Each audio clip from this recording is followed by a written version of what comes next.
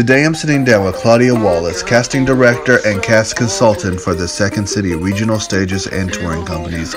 She's been in different films such as Fred Claus and Let's Go to Prison. She's been with the Second City for over 20 years fulfilling various roles. Hi Claudia. Hi John. Thank you for joining us. No problem. So my first question is, how did you get started in improv and how did you get started being an improv casting director? First story is a long story. I'll try to make it short. How I got started in improv was I went to Columbia College in Chicago and I studied theater. I wasn't able to finish school, got a job, got in a relationship, got married. Where was your job at? I was in retail cosmetic sales. Okay. Became a makeup artist, had children. Years go by, I lose my job. They cut funds, so I was on unemployment. And I said, I want to go back to what I've always wanted to do, which was performing and acting in theater. And so I started auditioning. And I auditioned for the League of Chicago Theaters, and someone, Francis Collier from Second City, who was in charge of the outreach department at Second City at that time, saw me audition for the League of Chicago Theaters, and she was like, "Hey, funny, you should come take classes at Second City." And I was like, I'm unemployed. So she said, well, we have a scholarship program, we have a summer intensive program. And so I took part in that program and I fell in love with the art form. Sure. I went through the whole summer intensive and I was like, I want to do this. Before that point, had you ever heard of improv before? Yes, Oh, and so at Columbia, I'm Chicago born and raised. Sure. Never heard of Second City. But at Columbia, my improv teachers were Lance Kinsey and Tim Kazurinsky from the Police Academy movies. I knew them from the Police Academy movies, but at the end of the improv program, they were like, here's a brochure for Second City. And I was like, so cut to years later, I am brought here and fell in love with improv. And also on the stage at the time when I was taking classes was Steve Colbert, Stephen Carell, Fran Adams, Ruthie Rudnick, Amy Sedaris, Paul Dinello, Dave Rosowski. Wow. And to watch those guys, they could all act really well. They were all funny. They could sing. They were just like huge talents. Sure. And I said, I want to do that. Sure. How did you get involved in the casting directing part? Well, cut to many years later, after I had toured Second City toured the country with Second City for 3 years. I worked with our Second City Works department, which is our corporate division, for years, and I eventually got hired to be an ensemble member on the main stage, where I was a part of 3 Jeff-nominated shows. Okay. And what's a Jeff nomination? It's our Chicago, Tonys. Oh, okay. Yeah, Okay. so it's called the Jeff Awards, and so we were nominated, and then I left, and then I did the whole LA thing. I go back and forth from Chicago to LA, and the last time I went to LA, I spent like 2 years there living, and then everything was bringing me back home. Sure, sure. So I came back home, and there were some issues that was happening at Second City with some of our diverse talent. Sure. And I spoke to they came to me, I spoke to the owners about it, and next thing you know, I'm offered this position. Oh, that's awesome. You said you were in LA for a while. Yeah. In your opinion, what's the biggest difference between LA improv and Chicago improv? Well, the styles.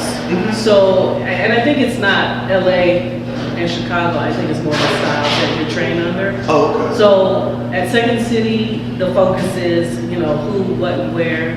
At I.O., you are learning to play the game, find the game in the scene. Sure. And it's organic, And then UCB is very heavily influenced by I.O. because they all went there. Right, right. And they all, some of them did Annoyances as well.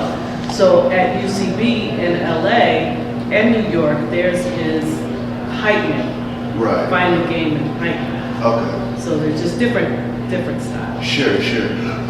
So as a casting director, have you ever seen someone who was very good at improv but kind of was hesitant to join Second City for the sketch because all they know is improv? Well, there's some things to think about. Mm-hmm. So at Second City, you have to be a good improviser, a great improviser, but you also have to be a good actor. Okay. Because when you get hired, you're being hired to be an understudy for the touring company. In my department, you're getting hired to be an understudy, and understudies are performing archival material. Right. So they have a director who's going to help them interpret these scripts, but you also have to be a good actor. Right. Okay. What advice would you give someone who's moving to Chicago with the hopes of being on a house team?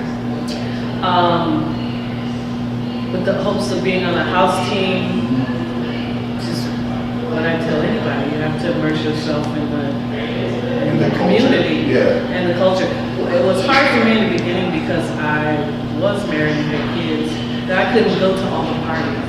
Right.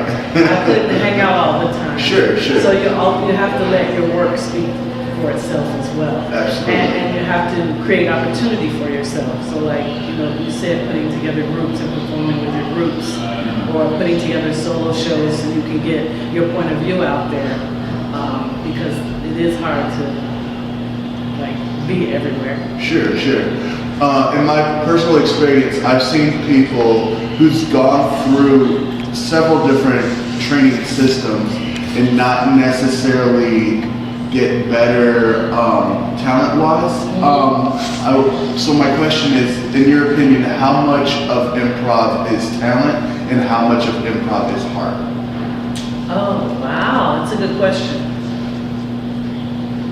I think you have to have heart to do this work. Sure. Because in improv, you are in the moment. Right. Playing the scene in the moment. And you have to have heart to play that honestly. Sure. And truthfully. Sure.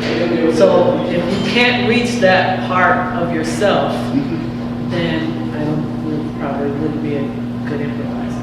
It's true. Because there's some people who are very funny, but then you look at them like, okay, they would make great writers. Because what they're doing on stage, they're funny, they got the jokes, they got the quick-witted responses, but you don't see any heart. You don't see any honesty or truth there. Sure. As a casting director, have you seen anyone audition who later became a star, but you saw them audition before anyone knew who they were? I've only been at in this role, it'll be 3 years in September. Okay. So that's really quick to move forward to be a star. That's true. But there are people that I saw. Chris Red is one who I saw. He's a hard worker. When he came to Second City, he studied the scripts. He studied the work. He had a binder this thick with scripts in it, and he studied that. And he still is constantly working. Even when he's not on SNL, he's doing stand-up. He's doing shows. So he's one person I was like, his work, because he's talented, and his work ethic, I knew it was a matter of time. Okay. After you cast the team, how much influence do you have over them? I cast the touring companies. Okay. I don't work with house teams. So I'm the next level. I'm casting for the touring company and the resident stages. So once we put together a touring company, I am also a cast consultant. So if they have any issues, if they want to talk, I've been through all of this before because I've been in the role that they have before. Sure. They are free to come to me and talk about anything. But I cast, and then from there, a producer takes over to line them up with work. For the audience going to see improv, maybe for the first time, what would you say is the number one rule in audience etiquette? There's several. It depends on the theater, but please don't put your feet on the stage. Don't put your drinks on the stage. Laugh, have a good time. And it's hard to tell our audience what to do because they're the audience. But some of the things that improvisers don't like is always dirty suggestions. You can guarantee somebody's going to yell out to them. You can almost guarantee that. Is that a dirty one? Is that a yes, nobody wants to. I mean, it's overplayed for one thing because every time you go somewhere, somebody's going to yell it out. Yeah. Just like at comedy sports, every time we ask for an emotion, we're going to get constipated. Yeah. Well, you know how to do that. You burn it. You burn it first. Like, can I have a suggestion of an emotion? Like constipated, like blah blah blah, but not those. Exactly. Yeah. So you burn it and then you don't take it because if they yell at you, said not those. And are there still open calls in Second City? And have you ever cast anyone from those open calls? No, there's several ways to audition. Now, like I said, I'm the next level of auditioning, so I cast touring companies, understudies. We hold about 2 a year.